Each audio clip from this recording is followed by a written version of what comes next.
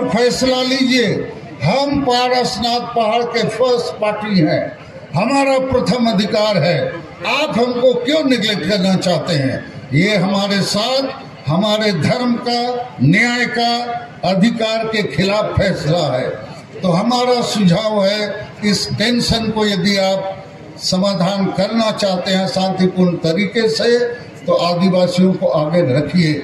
और इस मामले पर मैं दुख के साथ कहना चाहूँगा, ये जो हेमंत सोरेन साहब की सरकार है, ये संताल हैं, आदिवासी हैं, इनको तो कम से कम मारंग बुरु, पारसनाथ पहाड़, जुग जाहिर के बारे में जानकारी होनी चाहिए। और यहाँ जो वक्ताओं ने कहा कि स्थानीय जेएमएम का एमएलए इस आंदोलन को तोड़ना चाहता है, बदनाम करना चाहता है, मुझे लगता है ये अच्छी बात नहीं है। और मैं आप आदिवासी भाइयों से भी कहना चाहता हूँ, ये मामला ये गिरिडीह जिला का नहीं है, ये मामला राष्ट्रीय और अंतर्राष्ट्रीय है, पूरे भारत और दुनिया के आदिवासियों का मामला है। इसलिए हम लोगों को इस आंदोलन को अंतर्राष्ट्रीय फलक तक ले जाने की कोशिश करनी चाहिए।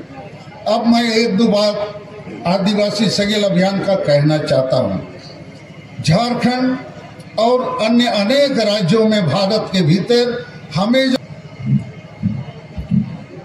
पूरे भारत देश में हम आदिवासियों के साथ संविधान कानून होने के बावजूद न्याय नहीं मिला, और इसलिए राष्ट्रीय फलक पर आदिवासी सगेल अभियान ने 1 जनवरी दुमका से राष्ट्रीय आदिवासी विद्रोह या क्रांति का बिगुल फूंका है। हमने कम से कम 5 मुद्दे रखे हैं जो आदिवासी समाज को फिर से पुनर्जीवित करेगा। पहला मुद्दा है, हर हाल में 2023 साल में हम सरना धर्म कोड लेके रहेंगे, और इसलिए ले सकेंगे कि भारत के संविधान में इसकी व्यवस्था है। और आज हमारी महामहिम राष्ट्रपति द्रौपदी मुर्मू जी हैं, जिससे हमारे ताल्लुकात हैं, और हम ये सरना धर्म कोड निश्चित लेंगे। चूंकि मारंग बुरु, लुगु बुरु, टीर बुरु या और भी जो पर्वतों में हमारे देवता हैं, उनका धर्म क्या होगा। तो आज हम दुर्भाग्य की बात है इस देश में कि 75 वर्ष हो गए हमें हमारा धार्मिक मान्यता नहीं दिया गया है, जबकि ये संविधान के अनुच्छेद 25 में है।